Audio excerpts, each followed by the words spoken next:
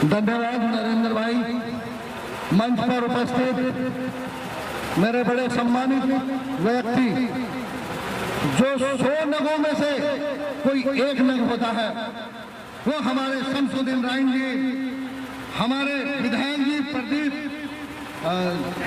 जाटव जी, मुख्य कोऑर्डिनेटर मनोज जाटव जी, और हमारे प्रधान जी जो पूर्व में राज्य मंत्री भी रहे हैं, राम प्रसाद प्रधान जी, और मंच पर सभी सम्मानित व्यक्ति जो बैठे हैं जिनका मैं नाम नहीं समझ पा रहा हूं, और हमारे कप्तान जिले के बहुत जुझारू, कर्मठ और पूरी व्यवस्था को लेकर चलने वाले श्री वीरेंद्र जाटव जी, अध्यक्ष महोदय, और अन्य पूर्व मंत्री जयराम सैनी जी, पूर्व मंत्री पायल साहब, मुनव्वर भाई, और अन्य सभी गणमान्य व्यक्ति, मेवानंद जाटव जी, अनिल गौतम जी, और यहाँ उपस्थित कुलदीप ओके जी, गुलाब सिंह जी, अनिल गौतम जी, और जितने भी उपस्थित हैं यहाँ पर, नारी शक्ति, बड़े बुजुर्ग सम्मानित व्यक्ति, सभी को मेरा जय भीम, अस्सलाम वालेकुम। अब यहां से मैं शुरू करता हूं। भाइयों, बहन जी ने जो ये आशीर्वाद दिया है, जो हमें मेयर पद के लिए टिकट दिया है, उनका मैं बहुत तहे दिल से आभारी हूं। क्योंकि 16-17 प्रत्याशी मेयर हैं, उनमें से 11 मुस्लिम हैं, तो उन्होंने मुस्लिमों को तवज्जो दी ताकि ये जात पात का भेदभाव खत्म हो। दूसरा, मैं आपको एक और बात बता देता हूं, जहां ऐसी जाटों का गढ़ है, आगरा राजधानी कही जाती है, वहां से एक वाल्मीकि समाज को टिकट देने का काम किया है। इससे पता लगता है हमारी बहन जी के उच्च विचार।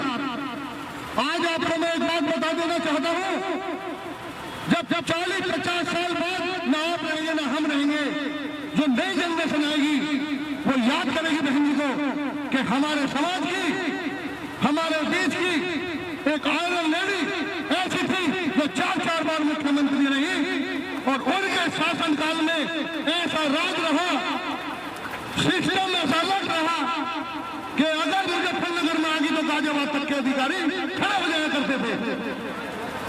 क्या ये बात सत्य है या नहीं, बताइए आप लोग। सिस्टम को अगर चलाना जानती है तो सिर्फ बहन जी जानती है, अन्यथा और कोई नहीं जानता, जहां तक मेरी नॉलेज का मामला है। तो भाइयों, ये तो बात होगी उच्च स्तर की। अब मैं बताता हूं आपके नगर की। चूंकि गाजियाबाद शहर की जनसंख्या बहुत है, दिल्ली शहर के नजदीक होने के बावजूद भी यहाँ पर वो व्यवस्था नहीं है जो होनी चाहिए। यहाँ की जो गरीब और मईन बस्ती है, वहाँ बरसात के टाइम में पानी भर जाता है, पानी भरने से मच्छर हो जाते हैं, मच्छर होने से महामारी पैदा हो जाती है। वो पानी निकालने का काम हम करेंगे, सड़क खोलेंगे, नाली बनाने का काम करेंगे। जैसे कि हमारी मेयर साहिबा निसारा खान ने कहा है कि गरीब बच्चों को उच्च स्तर की पढ़ाई पढ़ाने के लिए स्कूल खोलेंगे, बेवाओं के लिए पेंशन करेंगे, वो सारे काम मैं गारंटी के साथ कहता हूँ होंगे। एक आपको और बता देता हूं, सब कहते हैं रोटी, कपड़ा और मकान ये हमारे जीवन की प्राथमिकता है, लेकिन नहीं, मैं एक चीज और जोड़ना चाहता हूं इसमें। हमारे जीवन में शिक्षा बहुत जरूरी है, जैसा हमारे बाबा साहब ने बहुत पहले बता चुके हैं आपको। अगर हमारे जीवन में शिक्षा होगी तो हम बात करने लायक बनेंगे समाज में बैठ के। समाज को छोड़ो, आप कहीं भी बैठोगे तो आपको लोग इज्जत की नजर से देखेंगे, क्योंकि आपको बात करने का लहजा है, आपको बात करने की तमीज है। और जब हम पढ़े हुए होंगे तो हमारा स्तर ऊपर आएगा, हमारे को नौकरियां मिलेंगी, और नौकरी भी नहीं मिली तो एक समाज में वैल्यू बनेगी, आदमी का वजूद बनेगा। तो शिक्षा से एक भी आदमी, एक भी बच्चा वंचित न रह जाए। अपनी नई जनरेशन को पढ़ाना जरूर मैं हाथ जोड़ कर निवेदन करता हूँ। दूसरा, इस अगर गाजियाबाद की व्यवस्था को बदलना है तो शिक्षण को बदलना होगा। सिस्टम कब बदलेगा? सिस्टम पे पहले एक शेर कह देता हूँ, फिर बताता हूँ आगे की बात। कि सिस्टम, सुनो भाई साहब, पत्रकार माफिया, मेरे तरफ देखिए, मैं आपके लिए खड़ा हूँ यहाँ पर। कि सिस्टम तेरी निगाह में गड़ने लगे हैं हम, कि सिस्टम तेरी निगाह में गड़ने लगे हैं हम, दरअसल मुल्क में जब से पढ़ने लगे हैं हम। और जब हिंदू मुस्लिम ऐसे का जब एक ही आंगन है तो और ये दीवार गिरा दी जाए, तो मेरे भाइयों आप कहां जा रहे हैं? आप किधर चले जाते हैं बार बार? ये झंडा आपका है, ये पार्टी आपकी है। हमने किसका झंडा ले रखा है अपने हाथ में? हमने आपका झंडा ले रखा है, अपने बाप दादा का झंडा नहीं ले रखा है। हमने बहन जी का झंडा ले रखा है, बाबा साहब का झंडा ले रखा है, माननीय काशीराम जी का झंडा ले रखा है। फिर आप कहां करेंगे? आप अपने वजूद बनाएंगे तो इस पार्टी के नीचे सुरक्षित है, अन्यथा आप सुरक्षित नहीं है। आज आप मेरी बात सुन लीजिए गौर से, सारे समाज के लोग यहाँ बैठे हैं। समीकरण अगर बनता है, मैं मुस्लिम भाइयों से बताना चाहता हूँ, तो वो दलित और मुस्लिम का बनता है, अन्यथा कोई समीकरण नहीं बनता। आप उठा के देख लीजिए इसका। आप पढ़े लिखे और समझदार व्यक्ति बैठे हैं, मैं तो आपके बीच एक छोटा सा बच्चा हूँ और मैं इतनी जानकारी भी नहीं रखता, लेकिन मैं फिर भी ये कहना चाहता हूँ, आपसे पहले मेरे मुस्लिम भाइयों ने पूरी जुगत से पूरी जोर लगा के गठबंधन को वोट दिया था। क्या आप सफलता हुई थी? क्या आप सफल हो पाए थे? नहीं, क्योंकि दूसरे दल के पास सिर्फ 8% वोट है, और वो भी जब समय आता है तो वो दूसरे तीसरे दल में चला जाता है, और सिर्फ वो मुस्लिम भाइयों की वोट पर राज करते हैं। ये मुस्लिम भाइयों को समझ आ जाना चाहिए कि हमारी वोट पर दूसरा दल राज कर रहा है, केवल आपके ऊपर राज कर रहा है। तो क्यों ना आज आपका भाई भी आपके बीच आया है, आपके निशाना खाना आपके बीच आई है, जो आपको लेकर चलेगी, आपका वजूद बनाएगी, आपका स्तर बनाएगी, आपके वार्ड में काम कराएंगे आपके। तो वजूद वालों को वोट दीजिए, अपने भाई को वोट दीजिए, और व्यवस्था को अगर गाजियाबाद की सुधारनी है तो बहुजन समाज पार्टी हाथी के निशान पर वोट लगाइए और अपना वजूद बनाइए, अपना मेयर बनाइए। एक बात और कहना चाहता हूं बीच में, तुम्हें भी हमारे वार्ड के पार्षद खड़े हैं, अगर इसी जोश से आपने अपने वार्ड पार्षदों को भी जिता दिया तो आपका वार्ड पार्षद भी आपका और मेयर भी आपका। फिर आप चले जाने समाज में कहीं भी आपका काम भाग्य होगा, नगर निगम में आपका काम होगा। आपसे पहले मेरी नारी शक्ति महिलाएं बैठी हैं, पहले भी महिला सीट थी। आपने कभी भी अपनी मेयर साहिबा का ऑफिस नहीं देखा होगा, अपना घर नहीं देखा होगा, आपने उनकी दहलीज तक नहीं उखाली होगी, और फिर आप जो है भटक जाते हैं। आज आपके बीच एक नीचे से उसको जमीनी स्तर का आदमी आया है, जमीनी स्तर की मेयर आई है निसारा खान, ताकि आप अपना काम आधी रात को भी पकड़ के अपना काम करा सकते हो। आपके लिए मेयर के दरवाजे, नगर निगम के दरवाजे ऐसे खुले होंगे जैसे आप अपने घर में घुस जाते हैं, ऐसे नगर निगम में घुस सकते हैं। तो मेरे भाइयों, आपके भकालों में मत आना, लास्ट मोमेंट में आके हमारे भाई कुछ चंद लोग बदल जाते हैं। मेरे भाइयों, हाथ जोड़ के निवेदन है, बदलना मत, क्योंकि बदलने का समय आया। सिस्टम को बदलना है, आपको बदलना है, सिस्टम को बदलना है। हमें अपने घर की व्यवस्था बनानी है। मैं आपको बात बता दूं, जिस घर के अंदर ज्यादा कमाने वाले होंगे वो घर हमेशा उन्नति करेगा, तरक्की करेगा।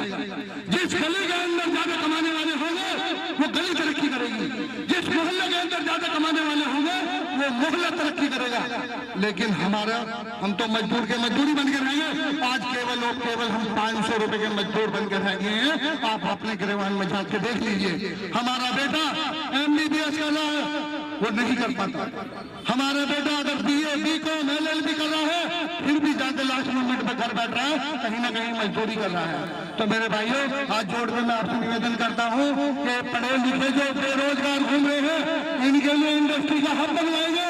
गाजियाबाद इंडस्ट्री का हब पहले से रहा है, लेकिन आज जाके देखें इंडस्ट्रियों पे ताले जड़े हुए हैं, ताले। कारण क्या है ये देख लीजिए। जब सिस्टम सही होगा तो ये फैक्ट्री के ताले भी खुल जाएंगे।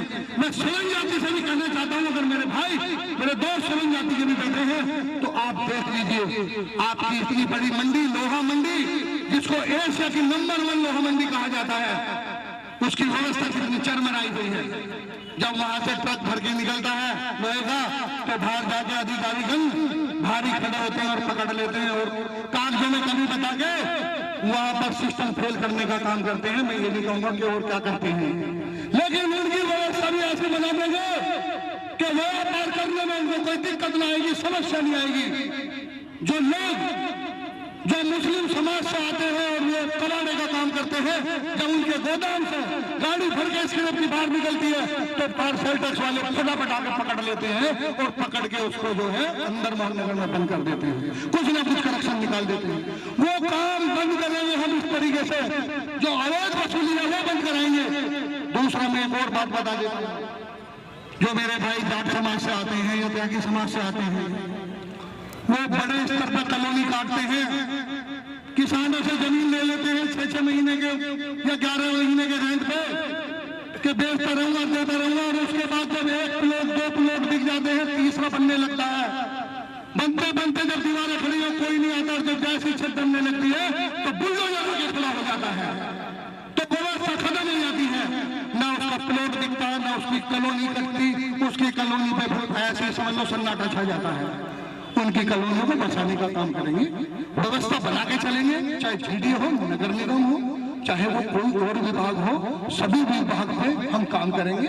क्योंकि नगर निगम जो है वो बहुत बड़ा है, गांव में भी मैं दौरा करा है नगर निगम के, वहां भी व्यवस्था चरमराई हुई है। जैसे कि हमारी मेयर साहिबा ने बताया, स्वास्थ्य की चरमराई हुई व्यवस्था को हम दुरुस्त कैसे करेंगे, सुन लीजिए।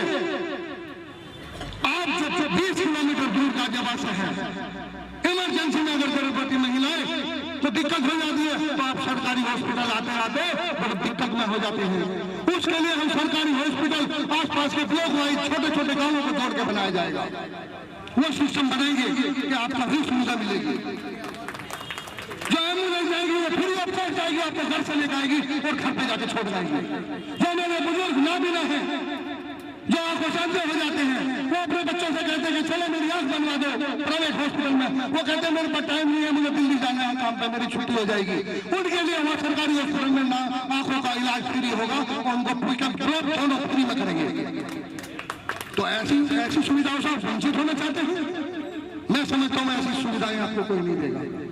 मेरे भाइयों, जो इंडस्ट्री में जब इंडस्ट्री पे प्रदूषण आ जाता है, एनजीटी प्रदूषण, और आने के बाद में दिवाली के आसपास सर्दियों में बंद कर दी जाती है इंडस्ट्री और मजदूर अपने घर बैठ जाता है, उसका सिस्टम हम लाएंगे। उसके लिए एक ऐसा सिस्टम आएगा, चिमनी ऊपर जाएगी, ऊपर से नीचे पानी का टैंक होगा और उसके अंदर सारा धुआं उस पानी में चला जाएगा। एक ऐसा केमिकल आ रहा है जिसमें धुएं की जरूरत नहीं है, वो इंडस्ट्रियों को सब्सिडी देंगे, इंडस्ट्री खुलवाएंगे, लगवाएंगे, ताकि प्रदूषण के टाइम में, सर्दी के टाइम में प्रदूषण ना हो, प्रदूषण मुक्त करेंगे गाजियाबाद को। और जब प्रदूषण मुक्त होगा तो हमारी और आपकी जो स्वास्थ्य है वो बढ़िया होगा। तो मेरे भाइयों, हमने आपके लिए बहुत ज्यादा सोच रखा है, अगर सुनाने जाऊंगा तो पूरा दिन हो जाएगा। तो मेरे भाइयों, वक्त का पहचानो, वक्त को पहचानो। अगर हम कहीं सुरक्षित हैं तो सिर्फ बीएसपी में सुरक्षित हैं, अन्यथा कहीं सुरक्षित नहीं। मैं एक आपको बात बताना चाहता हूँ, जैसे कि पत्रकार महोदय ने सवाल किया था कि जी आपकी पार्टी के लिए मारामारी हो रही टिकटों की, तो ये एक स्टेटस है, ये एक स्टेटस है। हमारी पार्टी का, हमारा कैडर बोर्ड जो है वो संगठित है, हमारा जो काम करने का संगठन के लोग हैं वो संगठित है। आपको यहाँ दिखाई दे रहा है कि कितने संगठन के लोग बैठे हैं, ये संगठित है, तभी तो लोग आते हैं। तो जब आज इतनी तादाद में अगर आप अपनी पार्टी को वोट करोगे तो इससे ज्यादा तादाद में आपके लोग जुड़ेंगे और आपके आगे नतमस्तक होंगे, आपके आगे सर झुकाएंगे कि मुझे टिकट दे दीजिए, मुझे टिकट दे दीजिए, मुझे टिकट दे दीजिए। तो आपका सम्मान बढ़ेगा, आपकी पार्टी वालों का सम्मान बढ़ेगा। अगर आप ऐसा चाहते हैं, आप अपना सम्मान और पार्टी वालों का सम्मान चाहते हैं, तो हाथ उठा कहिए कि हम बहुजन समाज पार्टी को वोट देंगे और इसका वजूद बनाएंगे, इसका आगे हम किसी और टिकट नहीं देंगे। बताए गलत कह रहा हूँ, सही कह रहा हूँ, एक आदमी को गलत बता रहा हूँ, तो वजूद बनाइए मेरे भाई। अगर मैं विधानसभा का मैं चुनाव लड़ा 2022 बुरा से, वहां अगर मैं अपना वजूद नहीं बनाता और वोट कम आ जाती, तो क्या भैया बताइए, क्या मेरे को मेयर का टिकट मिल जाता? किसी कीमत पर पार्टी मेरे को टिकट नहीं देती और बाहर निकाल कर फेंक देती। तो जाइए, आपका समाज आपको वोट नहीं करता है, मुस्लिम समाज आपको पसंद नहीं करता है, दलित आपको वोट नहीं देता है, किस देश पे आप वोट मांग जाएंगे? तो मुस्लिम भाइयों से भी कहना चाहता हूँ, अगर अपने भाई का वजूद देखना चाहते हो, अपनी वजूद बनाना चाहते हो, तो इस पार्टी का वोट करिए, इस पार्टी के साथ जुड़िए, क्योंकि इसी के साथ में आपका वजूद है, अन्यथा किसी के साथ आपका वजूद नहीं है। तो भाइयों टाइम कम है, कई जगह उद्घाटन के लिए जाना है, और मेरे और भाई भी हैं बड़े संगठन के, क्योंकि ये मोती हैं, अनमोल मोती हैं, ये मोती अनमोल मिलेंगे नहीं आपको कहीं भी। इनका सम्मान करना सीखे। मैं अपने संगठन के लोग से कहता हूँ, जो नीचे से ऊपर तक है, बड़े प्यारे लोग हैं, हर तरीके के लोग हैं, बहुत अच्छे व्यक्ति हैं, इनका सम्मान करना सीखे। इसी के साथ मैं अपनी बातों को वहीं विराम करता हूँ। जय हिंद, जय भारत, धन्यवाद।